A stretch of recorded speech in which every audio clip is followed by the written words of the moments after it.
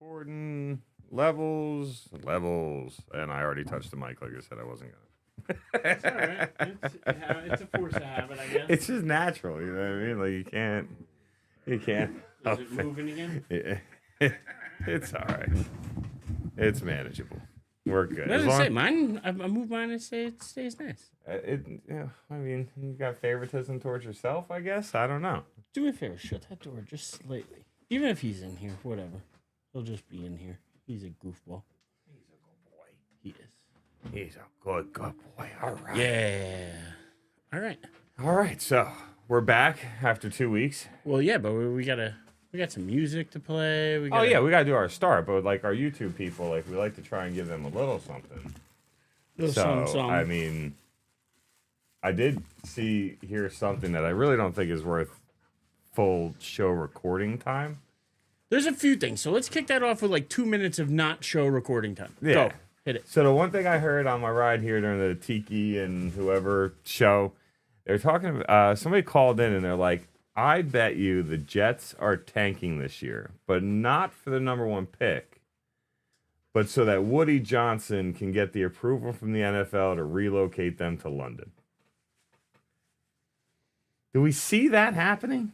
No. It's one of the oldest franchises in the league. Like, I know, but the NFL desperately wants a team there, but no, because you're not pulling a team out of New York. You're not pulling a team out of the biggest out of market. your major market, right? Like, So no, I'm calling BS on whoever started that nonsense because honestly, it doesn't make sense. so we'll go thumbs down with that. thumbs down with that. Thumbs down with that. All right. I have a thumbs down already, too. And it was seeing Dallas trading 2 first-round picks and a 4th-round pick to the Raiders for Max Crosby. When they already had Micah Parsons and didn't have to trade him. And I'm cool with Max Crosby joining the team, but I'm not giving up 2 first-round picks and a 4th for a guy that literally just hurt his knee and his ankle in the game against the Chargers. They don't even know what shape he's going to come in. Well, and you pretty much gave up now Micah Parsons, 2 first-round picks, that 4th-round pick, and you've gotten back in return Max Crosby and a D tackle. And what, 1 first-round pick, I think, from Green Bay? I guess depending on what pick they would trade, yeah. Because they have 4, technically so they 4, gave up 2, got back 1-1, gave up the best defensive player to get back a really good defensive player and a tackle because you got to have a tackle. And I'm desperate to see here how Jerry Jones finds any of this a win. Yeah, again, I'm all cool with Max Crosby coming, but I'm not giving up first-round picks for him. Now, if you told me like a 2nd and a 4th, yeah, I'd be cool with that because Dallas actually really sucks drafting in the 2nd round. Like, they are really bad. The other idea I saw was offering a first-round pick and Trayvon Diggs. Little bit more okay with that. And I like Trayvon Diggs on the wall up here. Yeah, I like Diggs. Bama boy. Roll Tide. Like, I do like the guy. Like, I also am a huge fan of his son, who is one of the funniest kids I've ever seen, in videos and stuff. But I'm not giving up the 1st-round picks. Like, I'm just not. I'm willing to make move. Like, what I always say though, it's not the 1st-round pick. It's the team who has the first. Like, it's the team drafting with it because it doesn't matter if you have the 1st pick or the 30th pick. Somehow those teams with the 30th pick keep getting studs, and the teams with the 1st pick, like the Browns and the Panthers, just keep getting duds. It doesn't, like, you know what I mean? Like, it's the team drafting, not where you're drafting. Yeah, exactly. And I also think that as well, right? Dallas needs more help than just a pass rusher, right? They need help at D-line. They need help at D-tackle. They need help at linebacker. They need help at safety. Like, they need help at multiple levels, right? The way that offense is playing, and we could, dive a little bit more on that. So I'll just stay on the Crosby topic and just simply say, I'm a thumbs down for that as well. How can you not be? You got to be a thumbs down. Okay, thumbs down for that as well. So I've given you 2 thumbs downs, or 2 topics to be a quick thumbs down, trying to keep it at that 2-minute mark. Do you have 1 or 2 things that I got a couple things I want to touch on real quick that one, we're not going to dive into it because it's way too early, but start of basketball season, I believe Knicks and Nets start tomorrow. So I just wanted to throw that out there because no point in talking about it in the next I think few they minutes. have the 4th or 5th best title odds though. Yeah. They're up there, and I think they have the right to be. And I think Brown's a good coach. I don't think he's your longevity guy. So can he take that next This team, step? I don't think is longevity. It's the next 3 years or so. Next 3-4 years is like their window. Yeah, because even Brunson, especially with how Brunson plays, right? Brunson puts a beating on his body. That's his style of basketball, and I like it works. But that wear and tear catches up to you, and it's going to catch up. You've seen him with some injury issues, so I'm with you, right? I'm not overly in a position where I'm sitting here and I'm like, hey, yay basketball, right? Also, two of the Bulls' best 3 players are all going to miss at least the first 2 to 4 weeks. They're going to do exactly what they've done the last 4 seasons. They're going to make it into the play-in tournament, get knocked out in the play-in tournament, and blow their chances to get a top 5 draft pick. It's that simple. Now, I don't know enough about college basketball at this point to be like, hey, there's enough talent in there that if you're at 7, 8, or 9, you're going to find something. Way too early. No Way clue, right? Too early.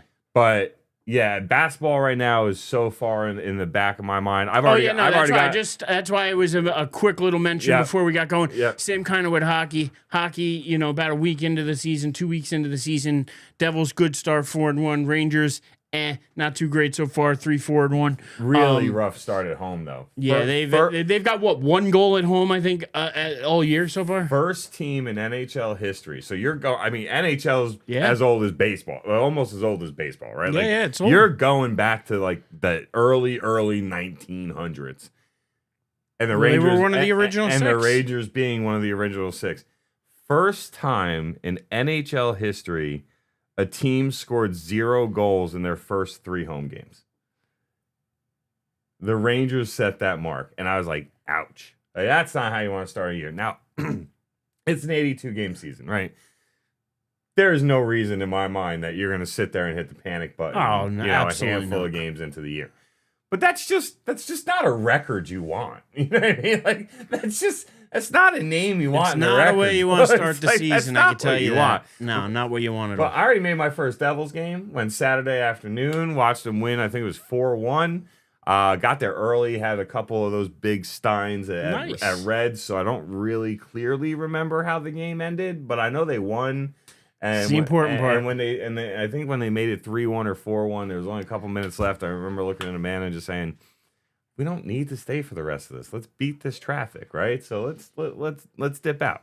So, but I got to my first game already. I don't know how many we're going to be able to go to with the baby, but I am actually more excited that hockey's back right now than basketball. I think I'm at the point in my life where hockey has surpassed basketball as my second favorite sport. I think it's happened. Okay, interesting. I wish Fife heard that one because I feel like there was a point in time though when we first started way back in 2012 that you might have called hockey your 4th sport, like behind basketball and even baseball. Because there was a time where even as a casual fan, like you were more into the Mets and like some of their runs back then than I feel like you were even in hockey. But even though we did talk some hockey, I just felt like that might have been way back in 2012 on the 4th on the pecking order. You definitely could have been like 3A, so 3B. It's grown in love in your heart. Yeah, and I got to give that to Amanda.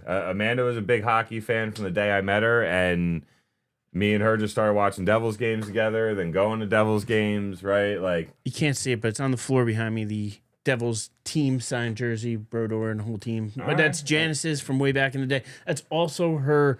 She calls it her spider stick because she used to use it in her room to kill spiders. But that is actually I believe, practice used from the goalie before Brodeur, or either that or the backup goalie. I forget which, but that's a practice used stick back there too.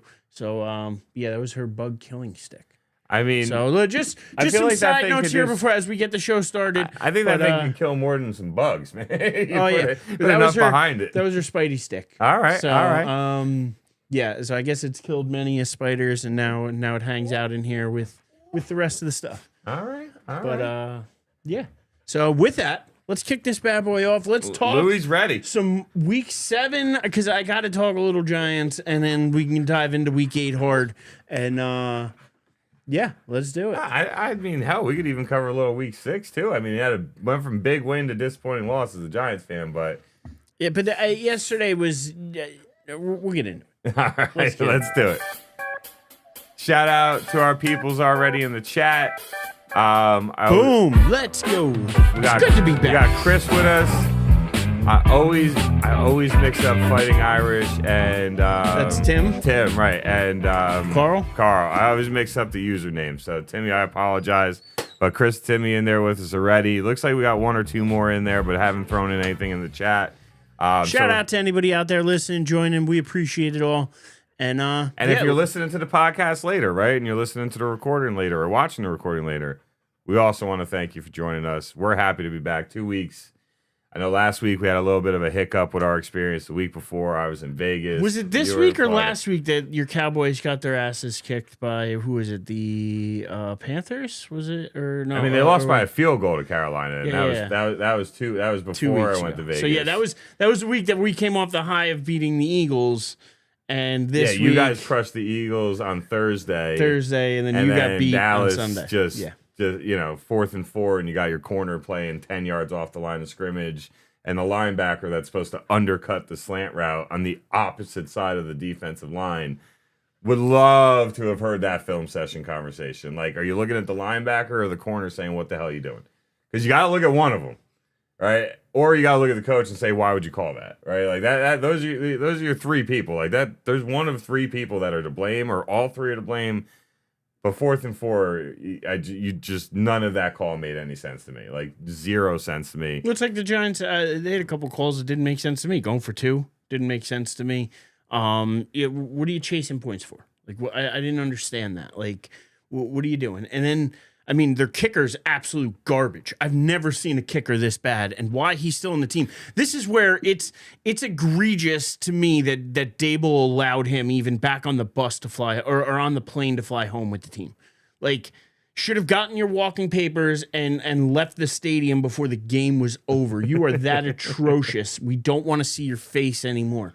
Like, what did you go out and put Hung Yu Koo on the practice squad for? What'd you go out and do any of that for? If you're just gonna have him sit on the practice, like, use him. At least he could kick something. The guy we got can't kick an extra point. It's pathetic. Absolutely pathetic. And we've lost 2 games this year because we don't have a kicker. We got beat by the Cowboys because we don't have a kicker, and you guys do. Got the best leg in the league. We don't. That's why you beat us. And then this week, we didn't have a kicker. The Broncos did, and they beat us. That's all it took. Just have a better kicker. And it's not hard. Our kicker sucks. Now, granted, Dart, I have a big problem with him making that interception. You cannot throw that interception in the red zone. You cannot do it. That is a pivotal part in the game. Plus, that should be a running play. Why are we not eating more time off the clock? I don't care if we don't get the first down. You punt the ball away. There's a million other better things that can happen, but you take that 40 seconds off the clock. You take it off the clock. I don't understand those moves, and for me, that's where I'm not putting this loss on Dart. I'm not putting it on the team. I'm putting it on Dable. To me, this is poor coaching all around. Poor coaching for as far as the kicker goes and who you had staffed up and ready to go. And poor decision-making when it came to the actual play calling on the field. And this is where I praised Dable year 1. And I was all Daballs and, loving him. Since then, every year he has regressed. And I feel like the team in the locker room, he's losing them more and more. And the same with Bowen. Bowen has no respect from that defense. If you saw him on the sideline, that was what a lot of what I was hearing, like listening to talk radio in the morning and stuff on the ride to work, was a lot of people were like, "What was the defense doing? Like, why are you doing a 3-man rush? Right? Like, you have pass rushers, use them. Like, get the ball out, make them throw it faster than they want to, especially when it's, hey, if they don't get 18 yards on this play, they're out of field goal range. Like, so don't let them have enough time to stand back there so that the wide receiver can run an 18-yard route, right? Like, whatever the distance was. Yeah. But still, like, what's the old saying, right? When you play prevent defense, all you're really doing is preventing yourself from winning. That's it. Right? Like, I understand 2 seconds left. No, and the way he tried to describe it afterwards with, the robbers and no, bullshit. It was prevent defense. We all know it. We all know it. Stop trying to sugarcoat it and be like, act like you're the smartest guy in the room. No, you're the dumbest guy in the room right now, and you look like the dumbest guy in the room. I hate to say that because I actually was a big fan when he first got there. And I don't want to be the team. I hate the fact the Giants have turned into a team that's turning over coaches year after year. Every 2 years, we're getting somebody new, whether it's Pat Shurmur, whether it's Ben McAdoo, whether it's whoever. The list goes on and on. And we've agreed that's been one of their biggest issues over the last 10 or so years. You can't keep doing that. You have to have. So I wanted the continuity. I wanted Dable to come in with Shane and really make a difference with this team. And I feel like they started to, but since then have regressed. And unfortunately, it's not working out. And you could just clearly tell, I think they've lost the locker room. I think they're playing for each other. I think the players are out there like Dart, Scatterbo, those guys, they're trying hard. They're out there playing. They want to win. The defense wants to win. Like, I don't feel like anybody's out there not giving an effort. I feel like they're giving effort, but they're not playing for the coaches. They're playing for themselves.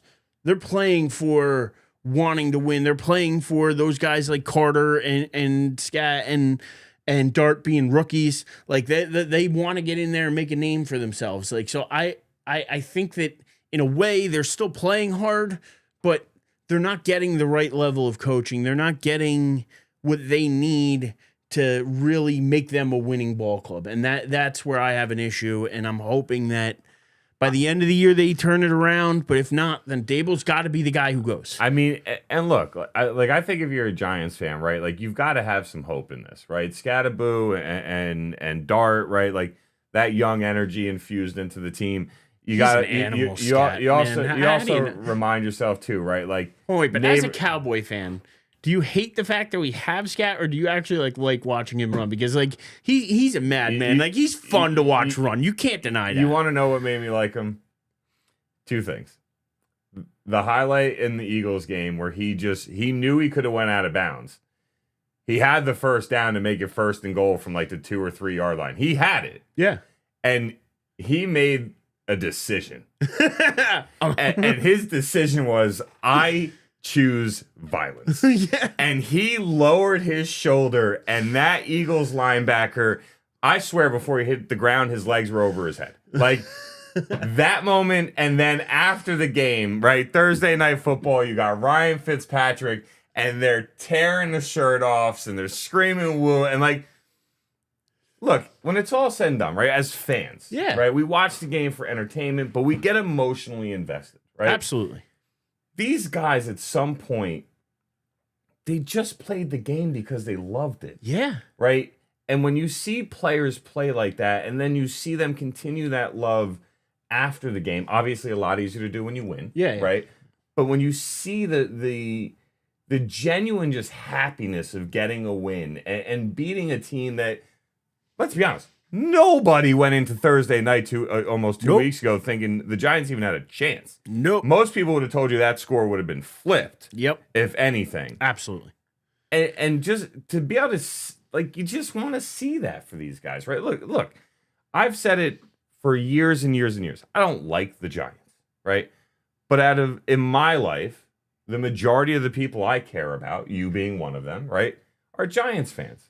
So I don't have that pure hatred for them that I have for, say, the Eagles, right? Or even the Commanders, formerly known as the Redskins, right? In the 90s, I hated when Dallas played the Redskins. Hated it. I know if I grew up or was old enough to know what was going on in the late 80s and early 90s when they played the Eagles with Buddy Ryan, right? And the way they played it, I would have had that hatred for the Eagles years ago, right? But I have a genuine hatred for those teams, right? Not the people that play for them. Like, I'll badmouth Jalen Hurts all the time. He's a running back playing quarterback. I'm always going to say that. That is my hill to die on, right? Like, shout out to the old show. Him and Lamar Jackson. But, like, to me, I just hate the team, right? Like, I hate the team. If you were like, hey, Dave, we're going to put A.J. Brown and Devontae Smith on your team, or we're going to give you Saquon Barkley, I'd say, bring them on over. Yeah, right? Absolutely. Hell, if we're being honest, there are moments where if you said I'll give you Jalen Hurts, I'd probably say bring him over, especially the years Dak got hurt. But I hate the team. That Eagle Green makes me miserable. You would have thought, all right, Kelly Green. So we land in Newark from Vegas on Thursday, and almost everybody I'm on the plane with are from Allentown, PA, and the surrounding area. All Phillies fans and all Eagles fans. I find out the Phillies lose. I giggle. because I just don't like any team from Philadelphia. I giggle, but I feel a little bad for him, right? Like I watched him the night before when the Phillies won the forced game 5 and all the excitement. So I was happy for him. I'm like, oh, good. You guys get to kind of enjoy this. And when it's all said and done, baseball, I'm not losing sleep over. Yeah, if they won, I wouldn't give 2 shits. If they lose, bye, right? I forget about it in 10 minutes. But when we land and I find out that the Eagles got smacked by the Giants, you would have thought I was a Giants fan. Because all I did was walk off the plane and I just kept saying, go Birds! Ha! Go, through the terminal, all the way out to where the cars are picking you up, all the way out to baggage claim. I'm just shouting. It was to the point where my coworkers and colleagues literally flipped me the bird, didn't even say goodbye, and walked out of the airport. And I loved every moment of it. You genuinely would have thought I was a Giants fan. So I don't know what the hell made me start that rant, but yes, watching a guy like Scatterboo and even Dart, it makes you happy to see because there's some energy, there's some life, and I said this to you after Dart's first start, right? And he scored that rushing touchdown. He's doing his little dance in the end zone and had that cocky, confident attitude. And we've talked about this, right? People in New York and New Jersey and the surrounding area, those Giant fans, they loved what's his name? Tommy DeVito. Tommy DeVito, he's right? On the back wall back here. So he's behind Grandmama. They loved Tommy DeVito because he had that confidence, that attitude. You need that to play here. Or you have to be like an Eli Manning where every single thing just rolls right off your shoulders. Mm-hmm. You don't get too high. You don't get too low. You're like, hey, we won a game. That's great. I got to worry about next week. Oh, we lost the game. That's fine. We got to worry about next week, right? You just stay even keel. It's either that or you got to basically whip it out, wave it around, say, this is who I am, and here I am, and you're going to deal with it, right? And that's the attitude the Dart shows. That's the attitude the Scatterboo shows, and they're having fun playing the game. They're feeding off of each other, and you see it amongst the team as a whole, right? Nobody had them being up 19-0 against Denver. Now, yes, did they blow the game? It happens. It does. It sucks. But he made a rookie mistake throwing that interception. I'm not going to sit here and make excuses for it. That was a rookie mistake. Have you ever seen a touchdown, though? Like the one would bounced off Wandale right into the tight end and he goes for 44 yards. I don't know if I've ever seen one like that. Usually when it bounces off a receiver's hands and it goes up, the defense is the one that catches the ball. The way you would have, it almost reminded me of the hook and ladder plays. It wasn't a hook and ladder play, but that's what it reminded me of. It just was perfectly timed, and I guarantee if you tried to repeat it again, it'll never happen. Mm-mm. But it was one of those games, and to the point, the best thing to happen to Theo Johnson though was Jackson Dart, because Dart's found him in the last few games, and he's definitely started to show some signs of life for sure. I've actually been pretty impressed with the way they've worked together, and because we need them we need any weapon we can get without Neighbors, because Wandell's not a number one, and we don't have a number one right now. So doing the best we can. But that being said, that was the biggest collapse of the week, though, for sure. 19-0 in the third quarter. Fourth quarter even, they were up 18. There's no excuse for it. Should have had that game. That's one they'll look back on, that, if they finish 7-10 instead of 8-9, they'll look back and know why. You know what I mean? It's just one of those things. But that being said, I think it's time to dive into this week's games. Can I just have a moment to enjoy the fact that the Cowboys put belt to ass against Washington when everybody had Washington beating them?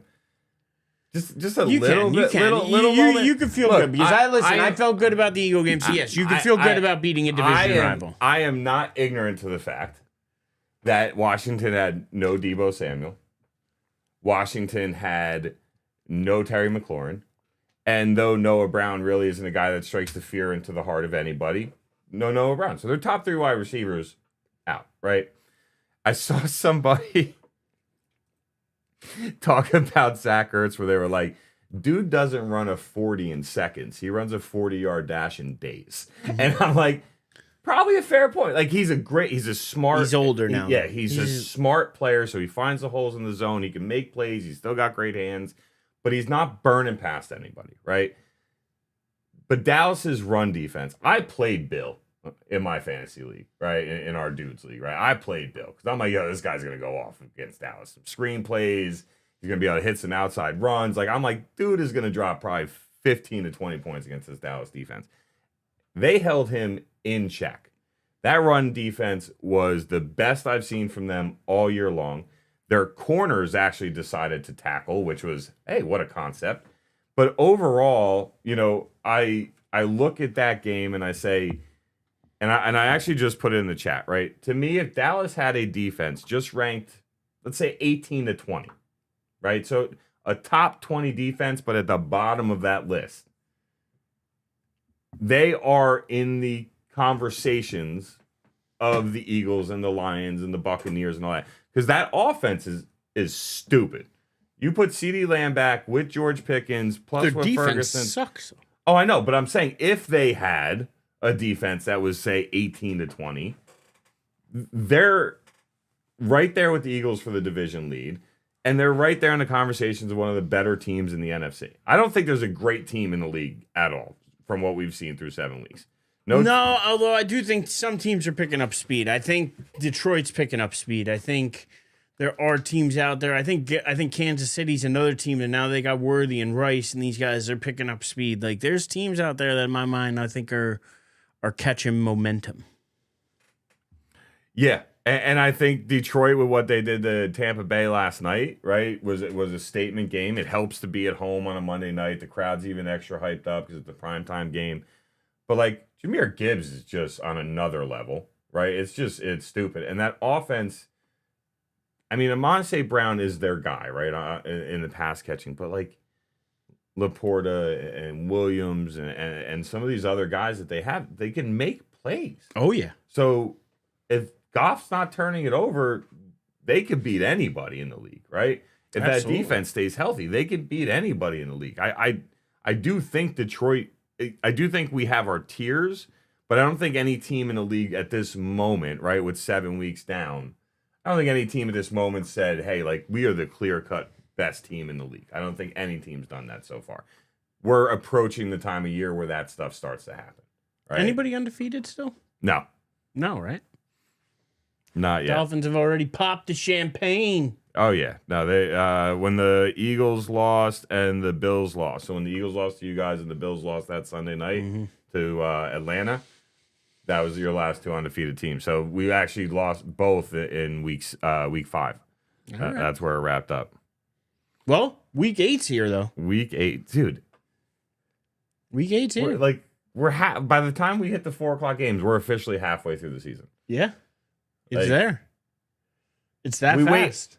It's It's 8 months for this crap to get but here. 2 months and have already that, passed. But 2 months, that's like listen, that. you're gonna know this the more time flies, man. Time stops for no one. It just goes. The saying I got taught when we had the kid: the days are long, the years are fast. And I think that, you know, when you look at life as a whole, it has some really freaking long days. But when you look back and you're like, holy shit, where the hell did 40, 41 years go? Like, 2 weeks just flew by like that in Florida. All of a sudden, I'm back already. I can't believe it's been a couple weeks already. Insane. So, shout out to anybody in the chat. I don't know if they're throwing anything in there. But yeah, let's dive into week 8 here. And we're going to start right off with Thursday night's game. You know what? Week 8, we're halfway through the year. I want to run through all the games. We don't got to spend a lot of time on them, but I want to run through them all. So, let's do it. And we're starting with this Thursday night game. Not a bad matchup, actually. I want to say San Diego, but it's not anymore. It's in L.A. The Vikings at the Chargers. Chargers, a lot of injuries. They're beat up. Oh, that offensive line, man. Between the offensive line, then Omari Hampton. Keaton Allen's got to be dealing with something. He's always dealing with an injury. I mean, like they're dropping like flies there, unfortunately, and it's tough. But they are 4-3 to start the year. You got the Vikings at 3-3 to start the year. So it's a pretty even matchup if you look at it. Vikings starting Wentz again, I believe. And to be honest, if I'm Justin Jefferson, I'm not hating that. Give me a veteran presence who could just get the ball my way. So that being said, Chargers 3.5 point favorite over under 44.5. Those who are wondering, we are using the ESPN bet odds. So, just in case you were wondering. And yeah, to start us off, I'm going to go with, I'm going to go with give me the Vikings getting the 3.5. Give me the Vikings to win the game outright. I just think they're a little bit healthier right now. Chargers don't look quite right, even though they're home. And give me the over, because why not root for some points? I mean, I'll say this. I don't think there's a stadium in the country that gives less of a home field advantage than Los Angeles. So far. Whether it's the Chargers or the Rams, right? Like it's because LA is such a mix of people. It's within driving distance of a lot of different places, and there's a lot of fans that were in San Diego that were real pissed that they moved to Los Angeles, and they lost some fans. And I mean, it's not a great home field advantage. And Vikings fans are they're up there with some of the better fan bases out there. I love the little clap that they do and the horn. I like some of those traditions that they have. But I just shout out to Parsippany Hill Vikings. Weird Vikings. I just think this is a game that actually comes down to who has the better quarterback, and I'm going to take Herbert every day of the week and twice on Sunday, or in this case, twice on Thursday, over Carson Wentz. Like, that Vikings team should have beat the Eagles last week if he doesn't throw 2 interceptions, including one to the house, right? And that's what the perfect game Hurts played, right? 158.3 passer rating, like 18 to 20, whatever, like great game, right? The Chargers' issue, right, is on the offensive line. But from what I saw from the Chargers offense and the spanking I took because of playing our buddy Justin in our Dudes League with Justin Herbert and Keenan Allen on his roster and just the over 200 points he scored. I mean, I put up over $140 and I lost by over 65 points. That hurts. But I think they have the better offense, and I think on a short week, that's what's going to get you there. And Herbert's his arm's not going to be tired. He's going to be ready to chuck that ball. McConkey and Johnson and Allen and whoever this new guy is, the tight end who had like 9 catches for like 100-something yards and 2 touchdowns. Like, he's got the weapons on the outside. And I think I just don't see the Vikings offense being able to keep up. So I am going to take the over, but I'm actually going to also take the Chargers giving the 3.5. Timmy, I told you I was taking them. I'm a man of my word. I got you. So give me the Chargers giving the 3.5, as well as give me the over in this game, because the Chargers defense is not really great. And yeah, but I think you're going to see a higher scoring game and see some big pass plays. So like Justin Jefferson should have a pretty good game, right? Addison is another weapon that they got. Mm-hmm. This decision is who's got the better quarterback, and you can't tell me in any conversation you're taking Wentz over Hurts. Unless it's riding Herbert. Herbert. Unless it's riding the pine. Then I'm taking Wentz over Herbert. But other than that, give me the Chargers. Give me the over. Let's do it. All right. Leading us into game 2 here. We got start of the 1 o'clock games. We got the Dolphins, who are just atrocious. Got the absolute crap kicked out of them by the Browns, which don't get me wrong, the Browns aren't a terrible team, but they wiped the floor with the Dolphins. And to be honest, I just don't know how much more Mike McDaniels can take. He's got to be next out the door. And yeah, that being said, they're another team where I just feel like locker room's not behind them. They're just not flowing right, and I think they need a big-time change. So whether that's the coach and Tua, whether that's Tua, whether that's the coach, whatever it is, they need to make a big-time decision. And, yeah, that's really what it comes down to. But this game is 7.5, just doesn't feel big enough with the way the Dolphins have been playing. But give me the Falcons at home. But give me the Dolphins getting the 7.5. I mean, more than a touchdown is still a big spread in any NFL game. So give me the 7.5 with the Dolphins, but give me the Falcons outright at home. They're going to win this game, and give me the over of 44.5. Yeah, I think McDaniels made it very clear right after their last embarrassing loss to the Browns on Sunday. Like, guys need to show that they can earn their job, and that goes for everybody. What I find funny is that I also think he needs to show that he can earn his job as well. I'm almost surprised that with how this team is played, and look, if you're 1-6, but your average margin of loss is 3 points, right? You feel better about a 1-6 record. Not good, right? You're still pissed. You're still not a happy person. As a fan, you're extremely miserable because every single game you want to rip your damn hair out because your team's losing by a field goal. But they're getting shellacked by almost every team they play. That, to me, is coaching. That means these guys are going to play for pride. They're going to play for good tape so that maybe another team signs them or they keep their job on that team, whatever it is.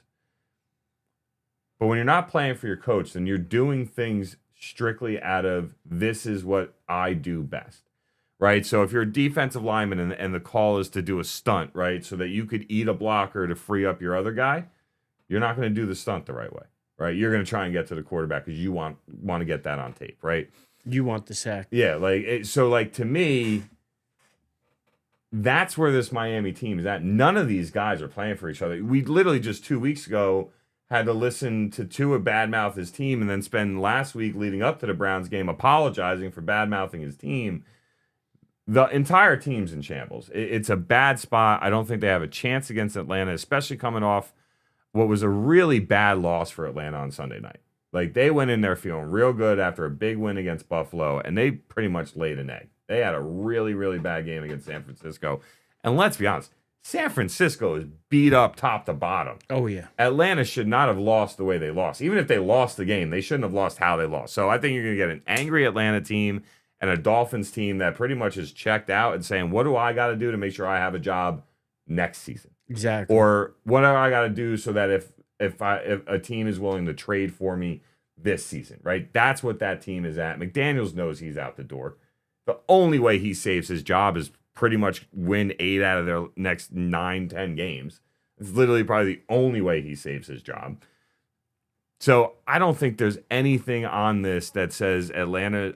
I'll take Atlanta given the 7.5. I wouldn't be surprised if Atlanta puts up 42 on their own against this Miami team. I'm really not. Bijan Robinson is due to have another big game against a team like this. Playing at home, everything lines up against Miami, which in the football world means Miami's somehow going to win this game. We're both going to be wrong on who actually comes out the winner. But I'm going to take Atlanta given the 7.5, and I will actually take the over on this because I do think Atlanta on their own could push 30 to 40 points.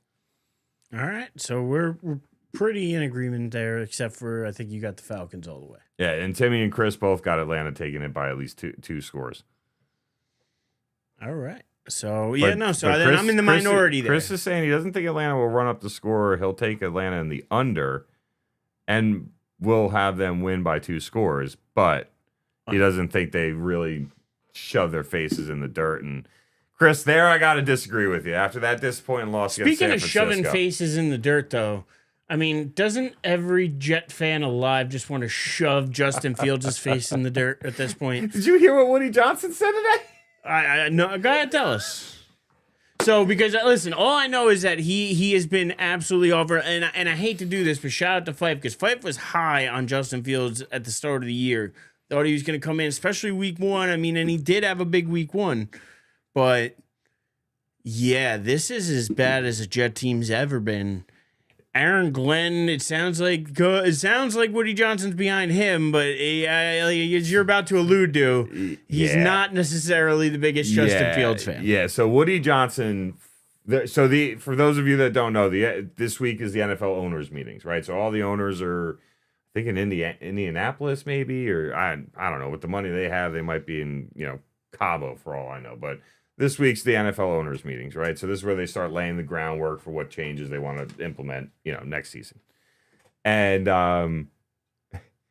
so Woody Johnson fully backs Aaron Glenn.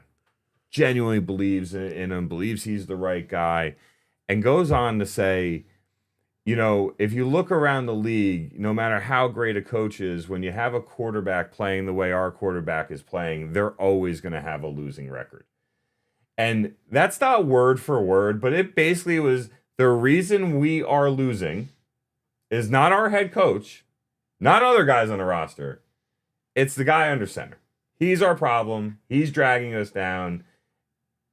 And he probably shouldn't be here any longer than yesterday, right? Like, he went right at Justin Fields. Now, if I'm Justin Fields, I'm like, well, you're still signing my damn check, so go F yourself.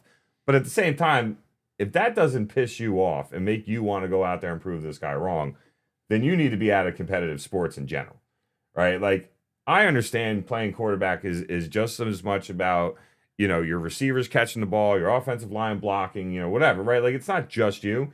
But when you're taking enough sacks that you finish the game, 2 weeks ago, they finished the game with -10 net passing yards because he got sacked 10 times and lost 10 more yards on his sacks than he did throwing the ball.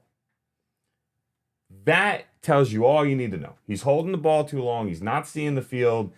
And the stats are showing it. The record is showing it. And if we were going to say shit show game of the week, I mean, is this not the shit show game of the week? It really should be. I mean, Flacco did last week. What Flacco did last week, I got to think that they're going to absolutely maul the Jets this week. I would agree because they looked really good, and he's only going to know the offense better. And I'm going to say that, and I'm going to say Cincinnati at home. Give me Cincinnati giving the 6.5, and give me, again, this is 3 straight games with an over-under of 44.5. Give me the over again because I don't think this Jets team could stop a nosebleed right now. I don't think that they are good enough on offense to win. So not a ton of faith. So that being said, give me Cincinnati all around. Give me the over. So really, really quick, since we are on a New York team, shout out to Timmy. By the way, as of an hour ago, the Giants released the kicker. He should have been left in Denver, but they were nice enough to fly him home and then fire Too him. nice. So, but either way, I think Cincy given 6.5, give me that all day long. No question about it in my head. But I'm gonna take the under, even though neither defense has really showed much. I just think the Bengals could put up 45. I'll be honest. That Jets defense doesn't inspire much hope, that's for sure. And you got some good players. Apparently, almost every player on the team that didn't get an extension, a.k.a. Garrett Wilson and Sauce, apparently basically the rest of the team is open for trade. Because apparently, from what I heard, or read on Twitter, I should say, the assumption is that Woody Johnson believes so much in Aaron Glenn that basically he said to Aaron Glenn, I want you to keep on this roster the guys that are your guys, and you can get rid of anybody else. Now, obviously, the general manager has to do his thing. They got to, write trade compensation. But Breece Hall is one of them, which tells me he ain't getting another contract. Which, by the way, he should welcome that to just get out of this and showcase his talent somewhere else. I mean, he's talented. He is, and he's looked pretty good. We talked about it after the first 2-3 weeks. You could tell he knows he's in a contract year. Mm-hmm. So you got one or two choices as the Jet GM, right? Hey, we use this guy for the rest of the year. We let him walk. We don't give a crap what happens. We'll pound him into the ground. It is what it is. Or you say, let's get some draft capital for a guy that could go to a team that could really benefit by adding a really good running back. Because let's be honest, there are some teams out there that could really benefit by adding a guy like him. So I'll take the Bengals, give them the 6.5, but I'm gonna go with the under on that one, and it's definitely a game that and this is why I'm going with the under. I just don't see red zone cutting to it very often. Speaking of another game, I don't see red zone cutting to very often. Browns at the Patriots. Another game that just, again, you talk about eye appeal. No, it doesn't appeal to anybody. Like, it's just not going to be, neither offense is overly exciting. Both teams play defense. It's just one of these games where you're like, this is NFL game, I guess, this week. Doesn't really do much for you. The 2-5 Browns and the 5-2 surprise Patriots. I will say that the Patriots are a surprise 5-2, but not too big a surprise because new coach with Vrabel. A lot of guys playing hard. A lot of times, year one, guys will play really hard for a new coach. As we saw with Dable a couple years ago, and you see with a lot of these teams, like it's how you get these guys to play year 2, year 3, year 4. Can they play just as hard? And I mean, Vrabel did pretty well down there with the Titans. That's right. He just had a lack of freaking talent. Exactly. I mean, the best starting quarterback he had the whole time was Tannehill. That's what I mean. So, and now at least he's got Drake May. He's got like a little bit of something there. So, I actually, Vrabel's a guy who's, I think, an underrated coach in the league, honestly. And because of that, I think the Patriots are going to move to a 6-2. I think they're going to win at home. Although I think 6.5 is a big spread, and the Browns can probably keep it close. So give me the Browns getting 6.5. Give me New England on the money line, and give me the over 40.5, because 40.5 is low in today's NFL. So that's the way I'm looking at it. And like the Browns found a nice run game last week, but again, it was Miami. So how much does that really mean? But the Patriots are playing good football. Drake May is playing good football. Right? Like right now, you got to say he's arguably the best quarterback out of his draft class right now. I mean, we've got years ago before that's, you finalize that type of call, but he's showing it right now. And if there's one thing, and we kind of touched on this with how Vrabel was in Tennessee, Vrabel is without a doubt a guy that gets the most out of his players. They are bought into him. They know that he understands what that day-to-day grind is. They know he understands what it takes to go win a Super Bowl or help a team go win a Super Bowl, right? So they buy into him. And last week, that defense completely shut down Tennessee. I mean, offensively, they're moving the ball pretty well. I mean, if you go back to earlier in the year and you remove the fumbles by Ramondre Stevenson and their special teams, their punt returner, they could be 6-1, 7-0. Like, those fumbles killed them in those losses. So that's how well he has this team playing, is just a couple bad bounces with the ball, or guys not doing their job and securing the ball, I should say. And you're talking about the Patriots being 6-1, 7-0, and a clear front runner in the division. I mean, they're right there with Buffalo, and they have the head-to-head win so far. So, looking at this game, I'm going to take New England, but I do think the Browns' defense, especially the pass rush, is going to keep it close enough that I would take the Browns getting the 6.5. I'll take the over, but give me New England actually winning the game, but I'll take the Browns getting the 6.5. All right, so we're in agreement on that one. And that's going to lead us to what could be the revenge game of the week. And all I have to say is, I'll fuck the Eagles. Because, we get them. I will second that, ladies and gentlemen. We get them again this week. Second time in 3 weeks, we're going to get the Eagles. We get them in Philly this time. Do you think it's a revenge game for Philly? And shout out to Marissa if she's in the chat. I know she's an Eagles fan. But this sounds like it could be the revenge game. Eagles a 7.5-point favorite. If that doesn't say something to you, the Vegas odds are telling you that they think it's going to be a whooping. Again, another game at 44.5. I don't know how many games this week we could have. I think that's the third one so far. At least three, maybe four. We're on like our fifth one that we're picking. It's ridiculous. I mean, that's a lot of that number, but I'm gonna go with the over because again, I think both teams can score. So, give me the Giants getting the 7.5, but give me the Eagles on the money line and give me the over. The Eagles have only won one game this year by more than a touchdown. So that tells you right there. Take the Giants. So give me the Giants getting the 7.5. I will take the Eagles to win the game, but give me the Giants getting the 7.5, and definitely give me the over. That Eagles defense is not that good. Like, they're not bad. They're just not that. They're not great. Like, no, but we can all agree. I'll fuck the Eagles. Honestly, I could do an hour podcast of just hitting that button over and over and over and Right? over and over again. I'd smile. Right? I would. I'd sit here with you, maybe take a couple hits off the doob, open up a beer, and I'd be more than happy just hitting that button over and over and over and over again. And then I'd take the recording. Then slow it down, then put it in chipmunk voice, then just there's a million ways we could play with it for an hour. I mean, we could make one whole show, maybe the end of the year.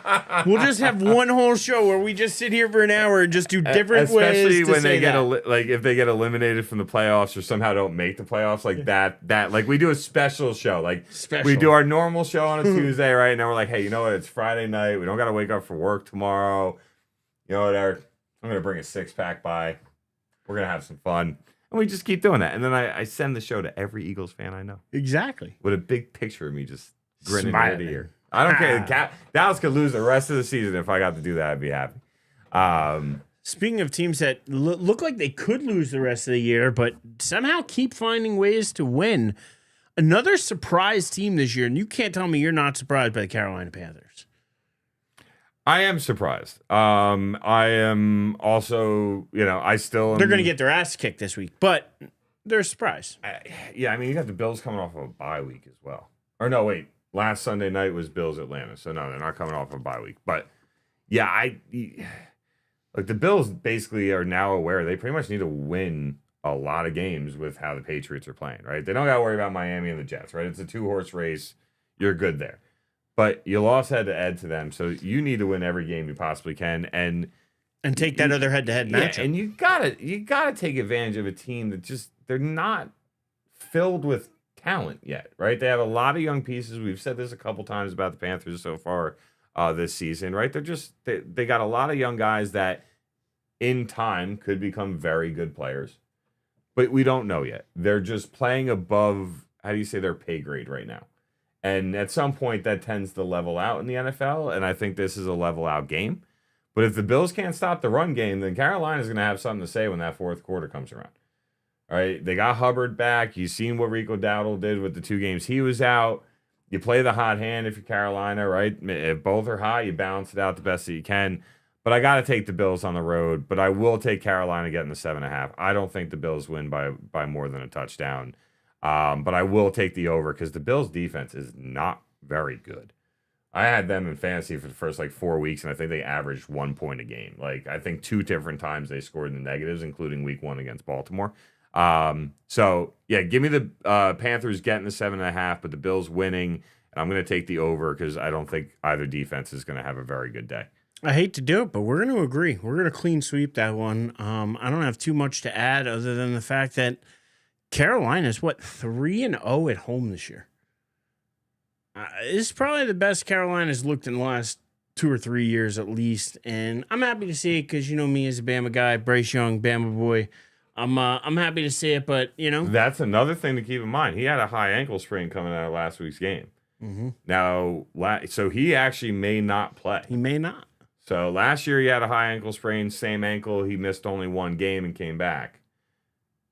Does he only miss 1 game or an extended? I think he tries to come back after just 1 game as well. But yeah, he is definitely. There's a really, really good chance that he doesn't play this week. Those high ankle sprains are a bitch. All right, all the more reason to take the Bills. So moving on, got 2 more 1:00 games left till we hit that 4:00 stretch. Bears at Ravens. Bears 4-2 to start the year. Looking a little better than last year, although I still think it's a good start, but it's not how you start, it's how you finish, and I still think they're finishing around 500. And the Ravens 1-5 to start the year, 1-3 at home. It's about as bad a Ravens start as you can have, but this isn't a bad team. They're just bad without Lamar Jackson, unfortunately, and who should be back this week. Who should be, and if he is, I expect them to beat up on the Bears, so I'm taking Baltimore all around. I think they could actually lay it to the Bears if Lamar Jackson's back and healthy. So give me Baltimore laying the 6.5. Give me Baltimore on the money line, and give me the over because it's the theme of the week for me. I want to root for points. we're in that fantasy push, man. We're only 5-6 weeks away from the playoffs being here, so we're gonna slightly disagree. I'm going to take the Bears getting 6.5, but Baltimore winning. And I, without a doubt, am taking the over. Because I think Baltimore's offense with Lamar Jackson, we all know, is a completely different offense than having Cooper Rush, who, I respect Cooper Rush, great backup in Dallas. You're not a starting quarterback. Not a starting quarterback. Secondly, Lamar Jackson being there opens things up for Derrick Henry, so you should see a little bit better production out of him. But the other reason that I'm taking the Bears getting the 6.5 is because this Baltimore defense is not good.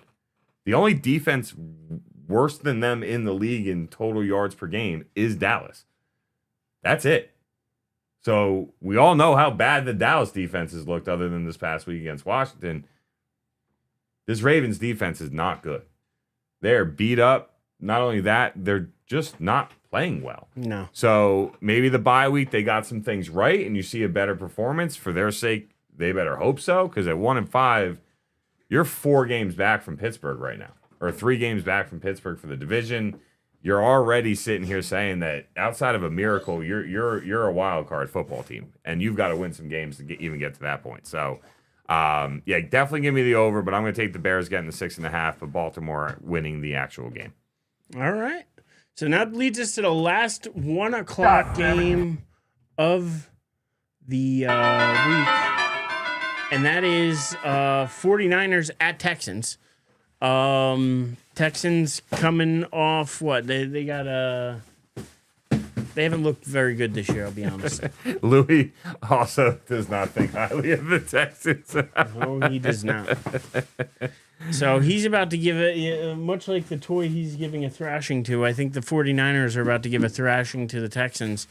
Yeah, they just don't look like themselves. Now, I don't know if it's without the lack of a run game, without Joe Mixon. Like, I don't know what it is, because last year they looked much better with Mixon there than they Do they call for Brees Hall? Maybe. So they need something. And right now, the 49ers are just playing better football. So give me the 49ers, 5-2. 3-1 on the road this year. I think they go to 4-1. It's a 1.5. I think they're the underdog in this game too. Houston laying 1.5. I'll take the 49ers getting 1.5. I think the 49ers win this game outright. And I'm actually taking the under because I don't have a ton of faith. I think both teams are going to eat up clock, and I don't think it's going to be a big score. We're finally going to pick differently. All right, let's do it. I'm going to take the Texans given the 1.5, and I'm going to take the over.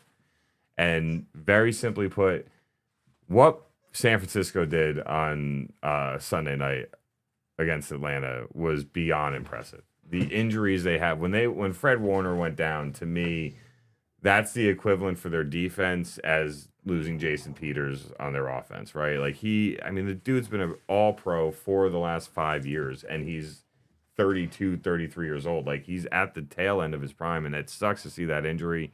And I think it hurts them. But overall, I just think at some point it has to level itself out at least a little bit. But also, you just got to give credit to that coaching staff. You just do. That's what's really driven the San Francisco team. They make guys that nobody would have thought would be a talented player, and they make them talented. Or you take a guy like Christian McCaffrey and you elevate how good he really is. So I think San Francisco keeps it a game, but I am going to take the Texans because I just think the Texans are better than their 2-4 record. They haven't really given me many reasons to think that, but just going off the last couple seasons, DeMeco Ryans, I think your biggest issue with them is they've got to simplify the game for C.J. Stroud. I think he's trying to take on too much, and I think that's what's hurting their offense. And I think if they can simplify it for him, I think you end up with a more productive offense because they've got talent on the outside. They've got guys that can catch and move the ball. There's no question about that. So, yeah, give me the Texans. So, for once, I'm going to disagree with you. All right. How about that? We'll take it. Took us to the last 1 o'clock game, but let's keep us moving. Bedtime for the babies approaching. Yeah, we're hitting these 4 o'clock games. Let's keep it rolling. I don't think there's much debate on this game. I think we're going to agree. The only thing we may disagree on is whether or not we think this spread should have been bigger, because I do. Tampa Bay laying 3.5 in New Orleans. I know it's a division game, but the Bucks are far and away a better team than the Saints are right now. I don't care what anybody says. Give me the Bucks all around. Give me laying 3.5. Give me the over 46.5, and give me them on the money line as well.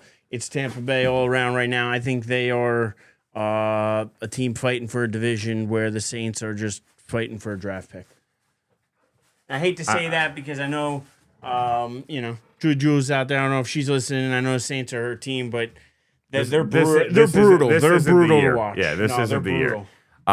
Look, all I'm going to say is after how Tampa just played against Detroit on Monday night, sometimes when you're riding high, right? People had Baker Mayfield leading the MVP race, right? Tampa Bay, one of the Super Bowl favorites, right? So everybody's riding high, right? Sometimes you need to get that punch in the mouth and kind of say, okay, we still got things to get better at. We still got things to work on. And I think that Detroit game really painted that picture for them. And for the Saints, it couldn't have came at a worse time. Really, it just couldn't have. Now, New Orleans is a hard place to play. There's no doubt about it. But give me Tampa Bay laying the 3.5. I will take the under just strictly due to some of the injuries on Tampa Bay's side of the ball, or on Tampa Bay's side, and also playing in New Orleans. You really got to get out to a fast start and shut that crowd up. And even when you do that, that crowd keeps going. So I'll take the under, but give me Tampa Bay, give them the 3.5. All right. And then that takes us to your Cowboys, your Cowgirls at the Denver Broncos.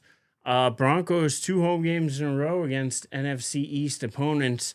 Do they have another, what do you think of this game, Dave? I'm going to let you pick it first. I'm going to let you go for your Cowboys first. So it's funny because if the team that showed up and played Washington on Sunday shows up again, then I think Dallas wins this game.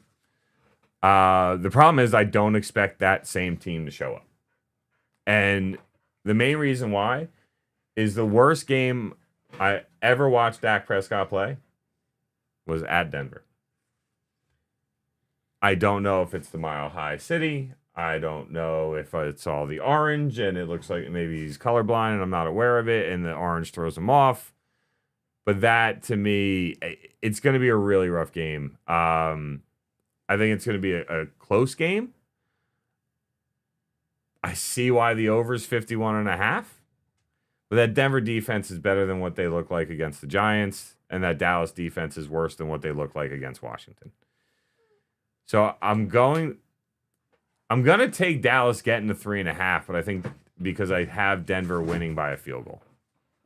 I think it's a close game. I think it's a high-scoring game, so I'm going to take the over.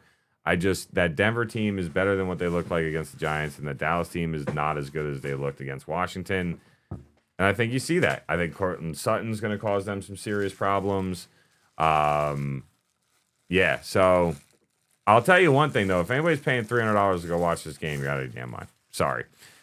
Who's paying $300? Because nobody, I know, that's $294. Come on, that's I'm ridiculous. Sorry. No freaking way am I paying. I'm not paying $300 to go watch any football game. I've gone to enough games, and I am, maybe it's come with age, but I'm at the point in my life where football is so much more fun to watch at home. I just enjoy it so much more, and give me Dallas getting 3.5, but Denver winning by 3, and give me the over. That's our age, buddy. That's definitely the age coming in. That being said, give me. We're gonna kind of agree here. I actually give me the Cowboys getting 3.5. Give me the. I think the Cowboys are gonna win this game. Broncos didn't impress me last week. They shouldn't have won that game. I know they came back. They won it. I'm taking the Cowboys to win. I'm taking the Cowboys getting the 3.5, and I'm taking the over. All right. Real quick, are they on a bye this week? All right, so they're on a bye this week. So real quick, before we bang out our last 3 games of the week, shout out to my cousin Jen, and hopefully her husband Jeff's also listening. She was curious. Oh wait, that's the one I got the. Yeah. Are they listening? I don't. She texted me, but she's not in the chat, so I don't know if she's actually listening. If they were, we could give them the surprise. Yeah, well, I don't know if they're actually listening, but she asked me to ask the crowd, right? So that includes everybody that's in the chat. And I said I don't think so, but it's definitely possible. They're Georgia, right? We've talked about this, right? So she's curious to know, like, do we think this is Stafford's last year? He had a rough offseason, missed a lot of training camp, but he's looked pretty damn good. Throws 5 touchdowns in London. Could be wrong, but didn't he sign a new deal? Yeah, but I think it was only like a 2-year extension. I don't think it was like some big deal. So I personally don't think so.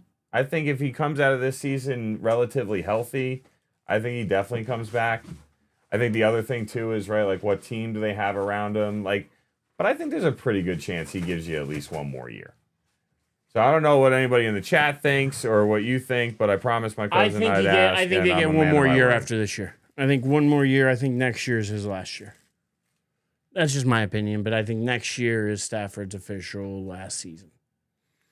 Yeah, I definitely don't think he's done after this year unless he has some really rough injury. I think that's the only way. And if they are in the chat, throw something in the chat because I actually we have something for him. Yeah, Jen, Jeff, or even if Victoria or Jake or Elizabeth or somebody in that part of the family is actually watching, please throw something in the chat for us. We got something we want to surprise you with.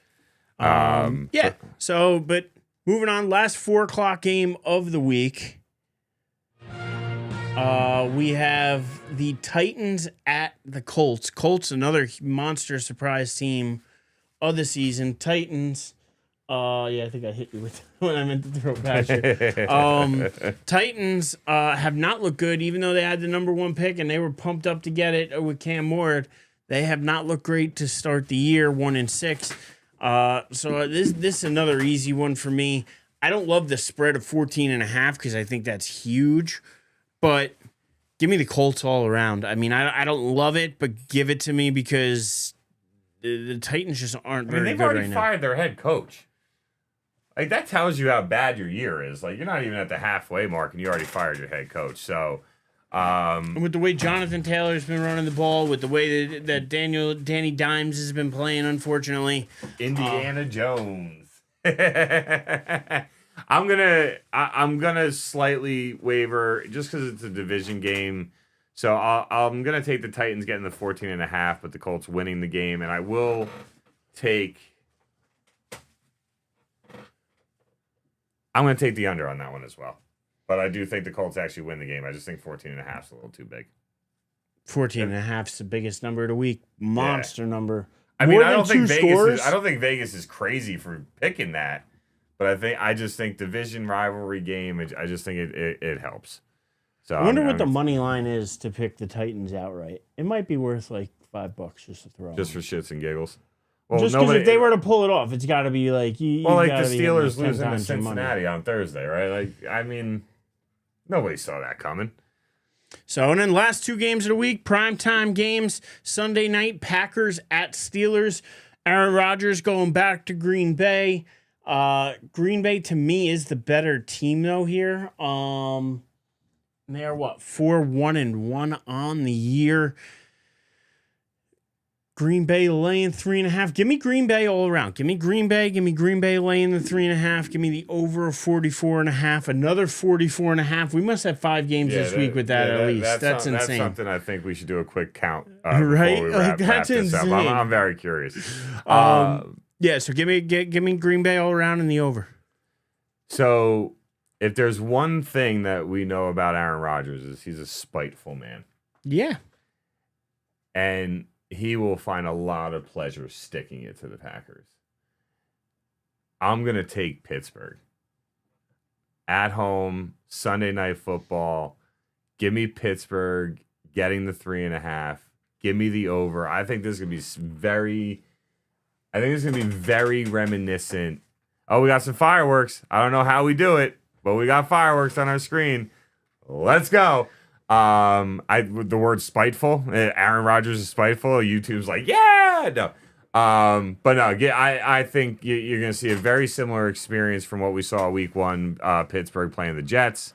So yeah, give me Rodgers and the Steelers beating the Packers, getting the 3.5. Give me the over. I think Pittsburgh's going to win this game and do it for Aaron. I think that's going to be your saying. All right, then that's going to lead us to Monday night. And that's going to be the Chiefs at home against the Commanders. Commanders team that, again, Jaden Daniels looked great his first year, second year. Team doesn't look as good. You could almost look back CJ Stroud. Amazing first year. Now we're 3 years in. Now we're 3 years in and we're seeing where he's at. I think it could be the same thing, although I do think Jaden Daniels is the long-term answer for the Commanders. It's just one of those things where... It's health for him. Remember, he missed 2 games because of a knee injury, and he's good chance he misses this game. He hurt his hamstring late in the game against Dallas. And as we talked about earlier, I think the Chiefs are hitting their stride. I think the Chiefs are finally got their players back, got warmed up, and I think this is where the Chiefs start to take off. Chiefs laying 10.5. Obviously, they're not expecting Jaden Daniels to play in this game with a spread of 10.5. So give me KC. Give me KC laying the 10.5. And give me the under, because without Jaden Daniels, I just don't have as much faith. And without McLaurin, without Samuels, if they don't have their weapons back, I don't know how the Commanders keep pace. Yeah. So give me the Chiefs all around. Give me the Chiefs on the money line. Give me the Chiefs laying a monster 10.5. And give me the under, because I don't think the Commanders could score, and I think the Chiefs are going to put up 20-something. So I think it's going to be an under. I actually agree with you across the board. Okay, so I know counting the 44.5s, right? Is that what you're doing? 6. 6 games out of how many? So hold on, I just want to make sure I count right. 2, 3, 4, 5. Oh wait, I think 5. 1, 2, 3, 4. Yeah, so 5 games. The 6th one was 45.5. Okay. So 5 games out of 1, 2, 3, 4, 5, 6, 7, 8, 9, 10, 11, 12, 13. So almost about 40% of the games all have a spread of 44.5 spread. That's wild. Vegas got lazy. They're like, you know what? We're just going to keep repeating this number. Copy and paste. Right? So Chris is taking KC, but the under. Yeah, so he's with me on that. And I got to shout out to him. He's like, the Chiefs are chiefing. The Chiefs are chiefing right now. They're finding that stride. They have where there's smoke, there's fire there for sure. So they've fired it up. They're finding their stride. And I think in the next 2-3 weeks they're going to remind a lot of people of why they've been to the last 3 Super Bowls, winning 2 of them, and why they probably should be your favorite by the time to make the Super Bowl, represent the AFC in the Super Bowl this year by the time we get to the end of the season. I mean, I'm dreading that game on Thanksgiving. Oh, God. If the Chiefs are healthy against that Dallas defense, man, Mahomes, I mean, whoever has Mahomes in fantasy, you might as well chalk up a W for yourself, because him alone will probably drop 50 for you. It's going to be so Do you bad. believe that that's right around the corner? We are, a month away from Thanksgiving. Yeah, we got Halloween next week. And, time flies, man. Time flies. It does, especially when you're having fun on the Champs cast here with me and Eric. Living like a champ. Doing what we got to do. Our unofficial co-host, Louie. Shout out our boys Fife and Joey, and even our boy Mike. All guys that we've done this with. Chris, Tim being very active in the chat and making this. Shout out to Chris. Shout out to Tim. We appreciate you guys more than you know. So thank you very much. And as always, we're always going to strive more than anything. I want better execution. Are we clear on that? I want better fucking execution. So we strive for every week here. We're going to keep doing it. Did you not hit record? On the Champcast. No, I did. We're good. We're good. We're good. No, it's like, wait, usually it's red. What happened? No, don't worry. We're good. We're good. So, but that being said, that's going to wrap it up for this week. That's wrapping us up, baby. David Hastings 23 on X, formerly known as Twitter. D Hastings 23 on Instagram. We got Louie Aussie Dude on Instagram. You can find me at The Living Legend on X. You can find us at ChampsCast on YouTube. You can find us at ChampsCast on Facebook as well. Help us get to 100 followers on Facebook. We're going to start streaming live there as well. And thank you again to everybody who joined in the chat. Thank you to Tim. Thank you to Chris. Thank you to Carl. Thank you to anybody else, your family out there, whether it be Jen, Mama H, anybody, Ryan, or anybody. Thank you so much. We appreciate it. As always, live like a champ. Boom. Let's go. Appreciate y'all. We out.